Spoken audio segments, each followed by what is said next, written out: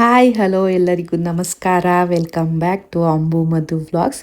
ಇವತ್ತಿನ ವಿಡಿಯೋದಲ್ಲಿ ನಾನು ನಿಮಗೆ ಡಿಫ್ರೆಂಟ್ ಆಗಿರುವಂತಹ ಒಂದು ರೆಸಿಪಿನ ನಾನಿಲ್ಲಿ ತೋರಿಸ್ಕೊಡ್ತಾ ಇದ್ದೀನಿ. ಅದೇನೇ ಲಿವರ್ ಚಿಲ್ಲಿ. ನೀವು ಚಿಲ್ಲಿ ಚಿಕನ್ ಕೇಳಿರ್ತೀರ, ಆದರೆ ಲಿವರ್ ಚಿಲ್ಲಿ ನೀವು ಕೇಳಿರೋಕ್ಕೆ ಸಾಧ್ಯನೇ ಇಲ್ಲ. ಇದು ತುಂಬ ಈಸಿಯಾಗಿ ಮಾಡೋವಂಥದ್ದು, ತುಂಬ ಕಮ್ಮಿ ಇಂಗ್ರೀಡಿಯೆಂಟ್ಸಲ್ಲಿ ಮಾಡೋವಂತಹ ರೆಸಿಪಿ.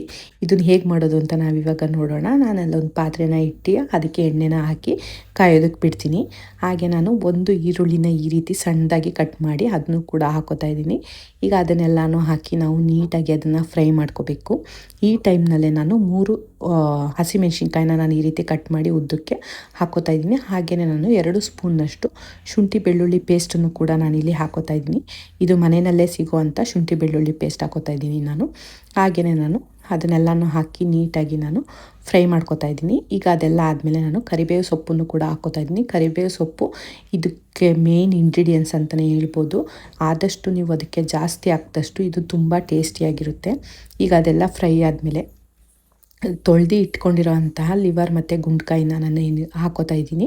ಅದನ್ನು ನೀಟಾಗಿ ತೊಳೆದು ನಾನು ಅದನ್ನು ಕಟ್ ಮಾಡಿ ಸಣ್ಣದಾಗಿ ಕಟ್ ಮಾಡಿ ಹಾಕೋತಾ ಇದ್ದೀನಿ. ಸಣ್ಣದಾಗಿ ನೀವು ಕಟ್ ಮಾಡಿ ಹಾಕಿದಷ್ಟು ಬೇಗನೂ ಬೇಯುತ್ತೆ. ಹಾಗೆಯೇ ಇದಕ್ಕೆ ತಿನ್ನೋದಕ್ಕೂ ಕೂಡ ತುಂಬ ಚೆನ್ನಾಗಿರುತ್ತೆ. ಮಸಾಲೆ ಎಲ್ಲ ಚೆನ್ನಾಗಿ ಹಿಡಿಯುತ್ತೆ ಅಂತ ಅಂದ್ಬಿಟ್ಟು ನಾನು ಈ ರೀತಿ ಸಣ್ಣದಾಗಿ ಕಟ್ ಮಾಡಿ ಇಟ್ಕೊಂಡಿದ್ದೀನಿ. ಈಗ ಅದೆಲ್ಲ ಫ್ರೈ ಆದಮೇಲೆ ನಾನು ಅದಕ್ಕೆ ರುಚಿಗೆ ತಕ್ಕಷ್ಟು ಉಪ್ಪನ್ನು ನಾನು ಹಾಕೋತಾ ಇದ್ದೀನಿ. ಸಾಲ್ಟ್ ಎಲ್ಲ ನೀವು ನೋಡಿ ಹಾಕ್ಕೊಳ್ಳಿ. ಹಾಗೆಯೇ ಇದು ಎಣ್ಣೆ ಬಿಟ್ಕೊಳ್ಳೋದ್ರಿಂದ ಎಣ್ಣೆನೂ ಕೂಡ ನೀವು ನೋಡ್ಕೊಂಡು ಹಾಕೋಬೇಕು. ಹಾಗೆಯೇ ನಾನು ಅದಕ್ಕೆ ಅರಿಶಿಣದ ಪುಡಿ ಹಾಕೋತಾ ಇದ್ದೀನಿ. ಅರಿಶಿಣ ನಿಮಗೆ ಆಪ್ಷನಲ್ಲು, ಬೇಕು ಅಂತ ಅಂದರೆ ಹಾಕ್ಕೋಬೋದು, ಬೇಡ ಅಂದರೆ ಸ್ಕಿಪ್ ಮಾಡಿ.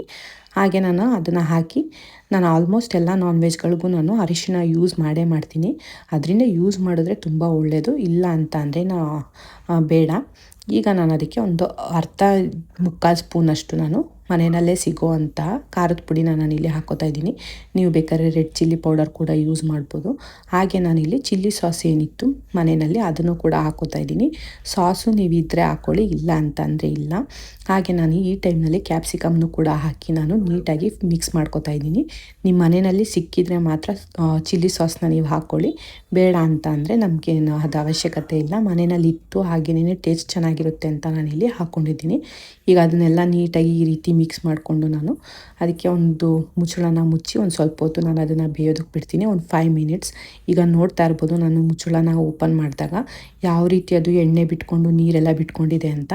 ನೀವು ಇದಕ್ಕೆ ಯಾವುದೇ ರೀತಿ ನೀರೆಲ್ಲ ನೀವು ಹಾಕಿ ಬೇಯಿಸುವಂಥ ಅವಶ್ಯಕತೆ ಬೇಡ. ಅದೇನೇ ಎಣ್ಣೆ ಬಿಟ್ಕೊಂಡು ನೀರು ಬಿಟ್ಕೊಳ್ಳುತ್ತೆ.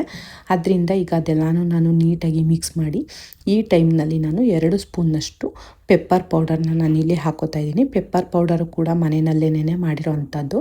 ಅದರಿಂದ ಅದನ್ನೆಲ್ಲನೂ ಹಾಕಿ ನಾನು ಸೋಯಾ ಸಾಸನ್ನು ಕೂಡ ಯೂಸ್ ಮಾಡ್ತಾ ಇದ್ದೀನಿ. ನಾವಿಲ್ಲಿ ಮಾಡ್ತಾ ಇರೋದು ಚಿಲ್ಲಿ ಲಿವರ್ ಆಗಿರೋದ್ರಿಂದ ಸೋಯಾ ಸಾಸು ಇದ್ರೂ ಹಾಕ್ಕೊಳ್ಳಿ, ಇಲ್ಲ ಅಂತಂದರೆ ಬೇಡ, ನಿಮ್ಮ ಇದ್ದರೆ ಹಾಕೊಳ್ಳೇಬೇಕು ಅಂತ ಏನಿಲ್ಲ. ಹಾಕ್ಕೊಂಡು ನಾನು ಅದನ್ನೆಲ್ಲ ನೀಟಾಗಿ ಮಿಕ್ಸ್ ಮಾಡ್ಕೋತಾ ಇದ್ದೀನಿ.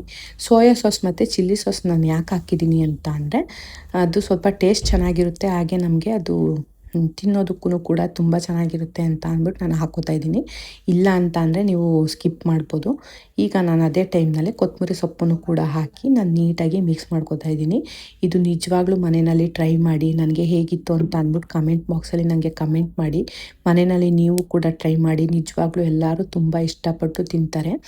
ನೀವು ರೆಗ್ಯುಲರಾಗಿ ಮಾಡೋವಂಥ ಲಿವರ್ ಫ್ರೈಗೂ ಇದಕ್ಕೂ ತುಂಬ ಡಿಫ್ರೆನ್ಸ್ ಆಗಿರುತ್ತೆ. ನಾನು ಮಾಡಿರೋ ಮೆಥಡಲ್ಲಿ ಮಾಡೋದ್ರಂತೂ ಇನ್ನೂ ನಿಮ್ಮ ಮನೇಲಿ ಎಲ್ಲರಿಗೂ ತುಂಬ ಇಷ್ಟ ಆಗುತ್ತೆ ಅಂತಲೇ ಹೇಳ್ಬೋದು.